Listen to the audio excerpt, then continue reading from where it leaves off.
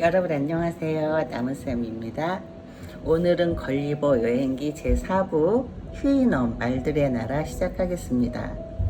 모험을 멈출 수 없었던 걸리버는 이번에는 무역선 어드벤처호를 타고 선장이 되어 항해에 나섭니다. 하지만 도중에 새로 태운 선원들이 사실은 해적이었고 이들은 반란을 일으켜 걸리버를 포박해서 이름 모를 낯선 섬의 해안가에 버립니다. 그곳에서 걸리버는 굉장히 기괴한 풍경을 마주하는데 온통 털로 덮여 있고 원숭이와 인간의 중간쯤 되는 그런 추악한 짐승들이 나무 위를 기어다니고 우물을 던져대고 있습니다.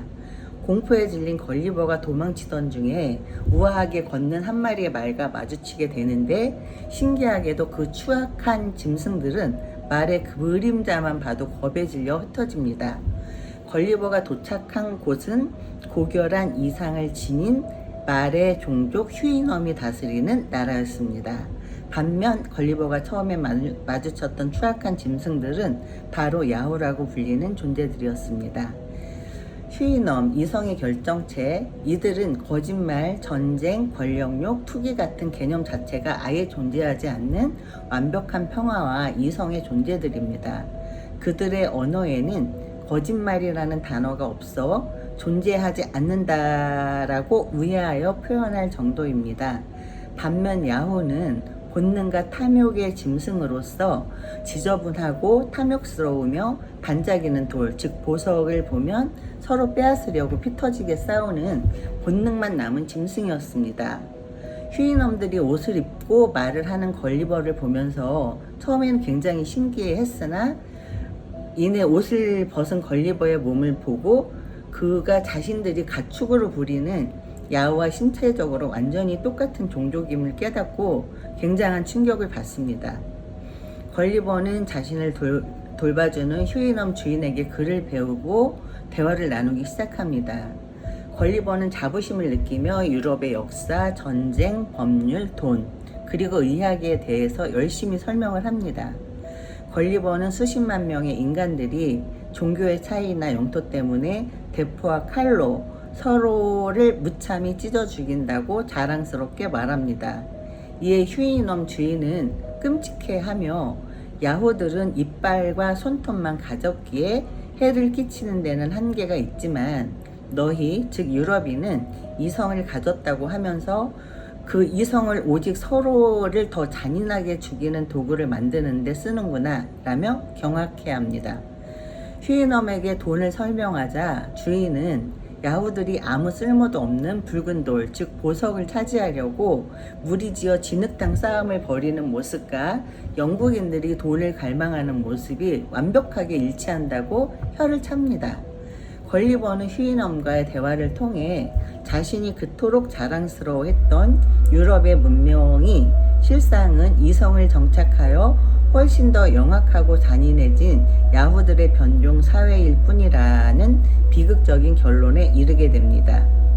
걸리버는 완벽한 이성과 평화가 존재하는 휴이넘의 세계를 깊이 동경하게 되고 영원히 이곳에서 야후의 본성을 지으며 살아가기를 소망합니다. 그러나 휴이넘 평화회의는 냉혹한 결정을 내립니다. 이성을 가진 야후, 즉 걸리버는 결국 다른 야후들을 선동해 반란을 일으킬 위험한 존재라며 걸리버에게 섬을 떠나라고 명령을 합니다. 걸리버는 눈물을 흘리며 자신이 직접 만든 야후 가죽 보트를 타고 고독한 항해를 시작합니다. 극적으로 포르투갈 배에 구조되어 영국으로 돌아왔지만 걸리버의 정신은 이미 완전히 무너져 있었습니다. 그는 자신의 아내와 아이들을 볼 때마다 냄새나고 사악한 야후로 보여 만지지도 못하게 하고 식사도 같이 하지 못했습니다.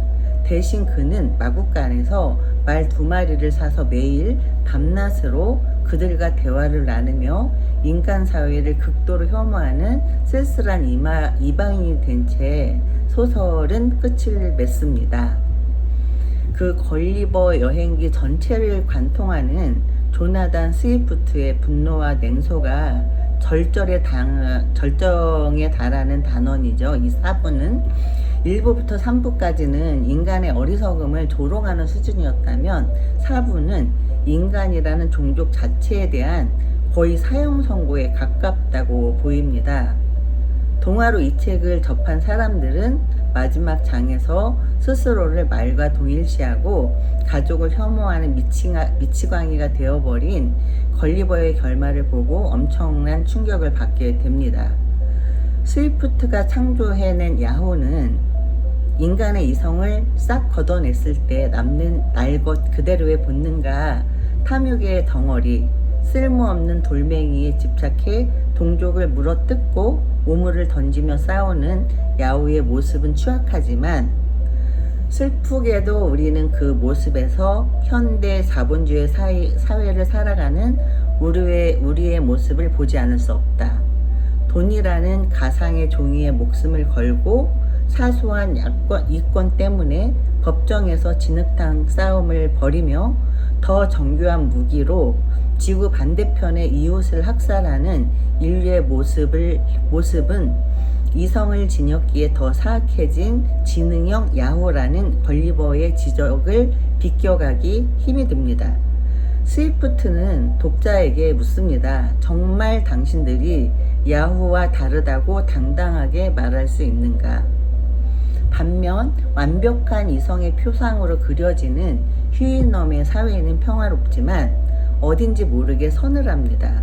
그들은 거짓말도 안 하고 싸우지도 않지만 동시에 인간적인 감정, 즉 뜨거운 사랑이라든가 슬픔, 연민 이런 것들이 결여되어 있죠. 게다가 걸리버가 아무리 노력해도 그를 결국 위험한 야후로 규정하고 추방하는 모습은 차가운 이성주의가 가질 수 있는 또 다른 배타성과 냉혹함을 보여줍니다. 결국 걸리버가 빠진 비극은 도달할 수 없는 고결함을 갈망하면서 부정할 수 없는 자신의 실체를 증오하는 데서 오는 지독한 정체성의 혼란이죠. 가족마저 야후로 보며 마국간의 말들과 대화하는 걸리버의 모습은 정말 처절하고 쓸쓸합니다. 스위프트는 우리에게 인간 혐오자가 되라고 이 책을 쓴 것은 아닐 것입니다. 오히려 우리가 가진 이성이라는 위대한 도구를 남을 속이고 파괴하는 데 쓰지 말고 진정으로 우리 안에 야수성을 길들이고 통제하는 데 쓰라고 강력하게 경고하는 것입니다. 인간은 완벽한 이성의 존재도 될 수 있고 그렇다고 짐승으로 살아서는 안 되는 그 중간 어디쯤에 불완전한 존재입니다. 그렇게 매일 스스로의 탐욕을 경계하고 도덕적 양심을 지키려 노력하는 태도가 더욱 소중하고 이 책을 이제 제가 1부에서 4부까지 다 읽으면서 이 마지막 장을 덮으면서 내 안에 야후가 그 고개를 들 때마다 이 차갑고도 정직한 걸리버 여행기를 나침반 삼아 마음을 다 잡아 봐야겠다고 다짐을 해 봤습니다.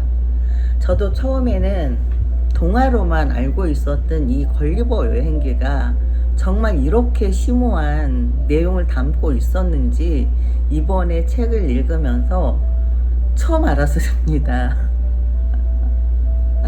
여러분 진짜 걸리버 여행기 동화라고 생각하시지 말고요. 정말 한번 읽어보시기를 추천드립니다. 제가 짧게 이렇게 줄거리 내용을 말씀은 해드렸지만 그래도 실제로 책을 보면서 느끼는 감정은 또 다를 수 있을 것입니다. 네, 이렇게 해서 걸리버 여행기 제4부까지 끝났습니다. 다음에는 또 다른 어떤 책을 가지고 돌아오도록 하겠습니다. 여러분 좋아요, 구독 눌러주세요. 정말 눌러주세요. 꼭 눌러주세요. 네, 그러면 마치도록 하겠습니다. 안녕.